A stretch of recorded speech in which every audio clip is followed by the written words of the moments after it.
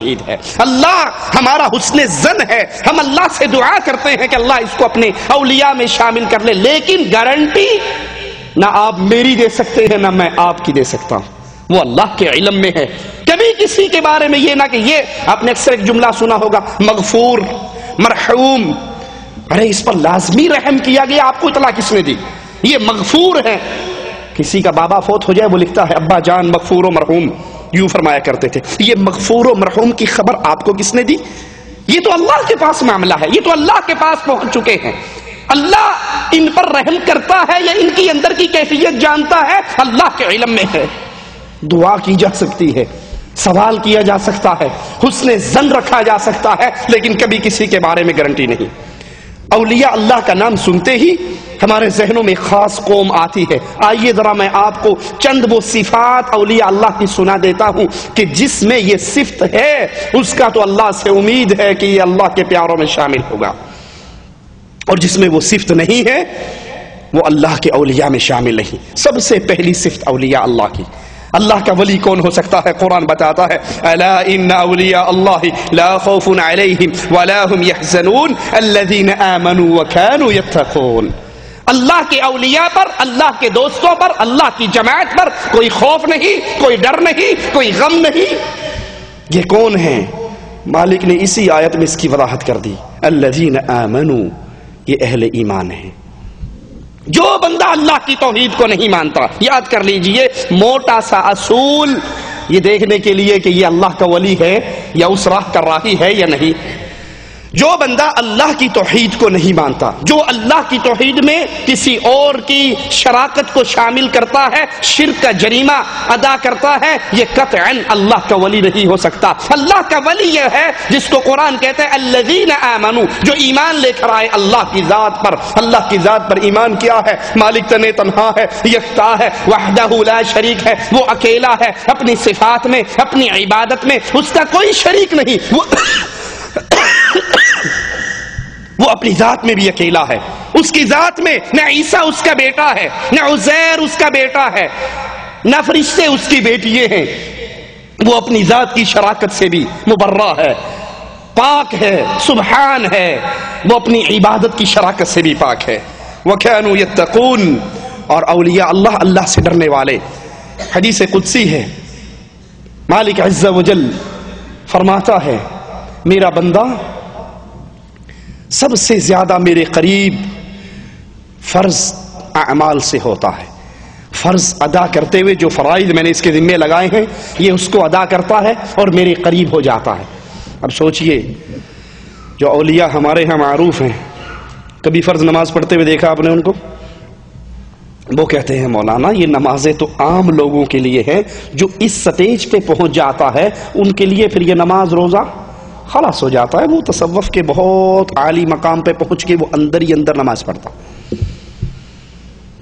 پیر اور مرید اکٹھے سفر کر رہے، نماز کا ٹائم آیا تو مرید نے کہا پیر جی نماز پڑھ لے، کہتا تو پڑھ لا، میں اندروں اندروں پڑھ لینا، میرا دل ہی اللہ اللہ اللہ اللہ۔ آپ نے دیکھا وہ سر انڈیا پاکستان میں کچھ تنظیموں نے دل بنایا ہوا ہوتا ہے اور اس کے اندر اللہ لکھا ہوا ہوتا ہے۔ خاص طور پہ یہ گوہر شاہی کی جو جماعت چلی تو ان کا یہ انتخابی نشان تھا، دل اور اس کے اندر اللہ۔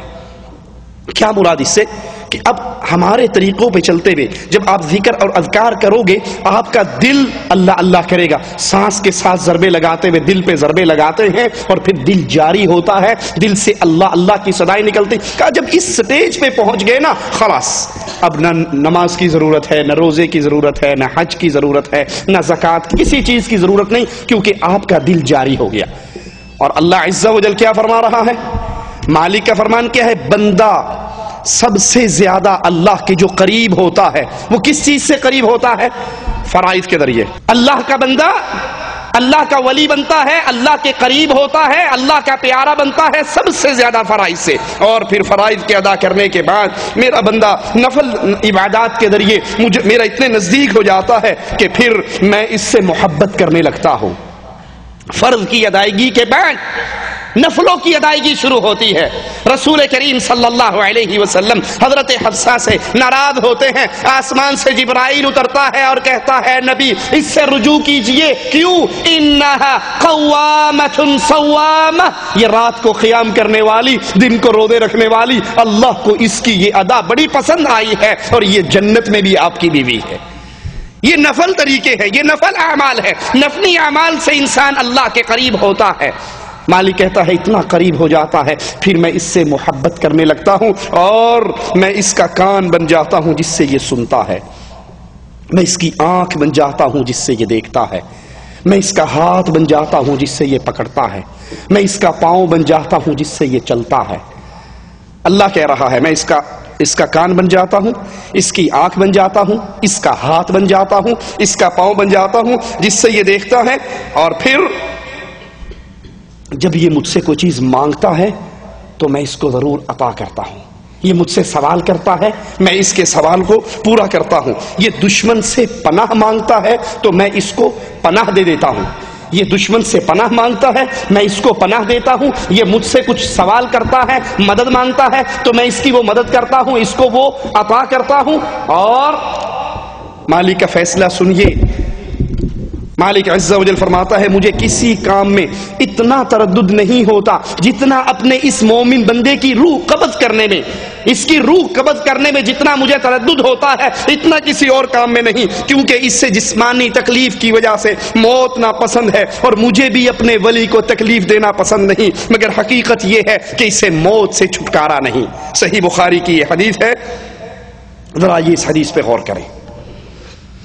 مالک فرما رہا ہے میں اپنے بندے کی آنکھ بن جاتا ہوں، کان بن جاتا ہوں، ہاتھ بن جاتا ہوں، پاؤں بن جاتا ہوں۔ اب ہمارے ہاں کے اولیاء جو مشہور اور معروف اولیاء ہیں وہ کیا کہتے ہیں کہ دیکھیے جناب جب یہ اللہ کا ولی، اللہ اس کی آنکھ، اس کا کان، اس کا ہاتھ اور اس کا پاؤں بن گیا تو پھر یہ اللہ ہوا یا نہ ہوا؟ یہ تو اللہ بن گیا۔ اب فنا فی اللہ کی سب سے بڑی دلیل یہی حدیث ہے کہ بندہ سٹیپ بائی سٹیپ، پہلے فنا فی شیخ ہوا، شیخ میں فنا ہوا، پھر رسول میں فنا ہوا، پھر اللہ میں فنا ہوا۔ سوچئے اسی حدیث کے الفاظ پہ غور کیجئے تو فنا فی اللہ کا یہ کفریہ عقیدہ پاش پاش ہو جاتا ہے۔ کیسے؟ ایک لمحے کے لیے مان لی ہم نے ہمارے ہاں کے معروف اولیاء میں کہ جناب بندہ اللہ بن گیا، اس کا ہاتھ، اس کا پاؤں، اس کی آنکھ، اس کا کان، اللہ اس میں حلول کر گیا، وہ خود اللہ بن گیا۔ لیکن حدیث کہہ رہی ہے، مالک کہتا ہے جب یہ مجھ سے مدد مانگتا ہے تو میں اس کو مدد دیتا ہوں، یہ دشمنوں میں گھر جاتا ہے، اللہ کی پناہ کا سوال کرتا ہے تو اللہ اس کو بچاتا ہے، پناہ دیتا ہے۔ اگر یہ خود اللہ بن گیا تو اس کو مدد مانگنے کی ضرورت کیا ہے؟ اگر یہ خود اللہ بن گیا تو اس کو پناہ مانگنے کی ضرورت کیا ہے؟ تو خود اللہ ہے۔ پھر مالک کہتا ہے اس کو موت آتی ہے، یہ موت سے بھاگ نہیں سکتا، موت آتے ہوئے اس کو جسمانی تکلیف کی وجہ سے موت ناپسند ہے، مجھے بھی اسے تکلیف دینا ناپسند ہے، لیکن موت سے اس کو چھٹکارا نہیں۔ اگر یہ اللہ بن گیا تو موت کس کو آ رہی ہے؟ یہ عقیدہ کفر کا عقیدہ ہے کہ انسان میں اللہ حلول کر جاتا ہے، اللہ بندے میں آ جاتا ہے، بندہ اللہ میں پہنچ جاتا ہے، فنا فی اللہ ہو جاتا ہے یا حلول ہو جاتا ہے۔ یہ دونوں عقیدے کفر کے عقیدے ہیں جن کی سب سے بڑی دلیل وہ حدیث کے اسی بخاری کی اسی حدیث کو لے کر توڑ موڑ کر اپنا موقع پیش کرتے ہیں، اور یہ حدیث پوری پڑھ لی جائے تو ان کے عقیدے کو پاش پاش کرتی ہے کہ اللہ فرماتا ہے میرا بندہ مجھ سے مدد مانگتا ہے، میں بندے کی مدد کرتا ہوں، وہ مجھ سے پناہ مانگتا ہے، میں اس کو پناہ دیتا ہوں، اس کو موت سے فرار نہیں ہے، میں اس کی موت تو میں نے قبض، اس کی روح تو قبض کرنی ہی ہے، اسے موت تو دینی ہی ہے۔ اگر یہ اللہ ہو جاتا ہے تو اللہ کو موت نہیں، یہ موت کس کو آ رہی ہے؟ اولیاء اللہ کی توحید کو ماننے والے اور اس کے رنگ میں ڈوبے ہوئے۔ اب سوچئے جو اللہ کے ساتھ شریک کرے، اس کی ذات میں حلول کے عقیدے رکھے، وہ کیسے اللہ کے اولیاء ہو سکتے ہیں؟ چاول کا دیکھ کا ایک چاول آپ کو چیک کروا دوں کہ حلول کا عقیدہ رکھنے والے کتنے کفریہ عقائد کے اوپر اپنی زندگی گزار رہے ہیں۔ یہ ہمارے ہاتھ کے اندر دیوان محمدی، صفحہ اس کا 136، رائٹر ہیں اس کے سلطان الکاملین حجت العارفین عبد النبی المختار حضرت خواجہ محمد یار فریدی کہتے ہیں سورۃ رحمان ہے تصویر میرے پیر کی، لا حول ولا قوت الا باللہ، انا للہ و انا الیہ راجعون۔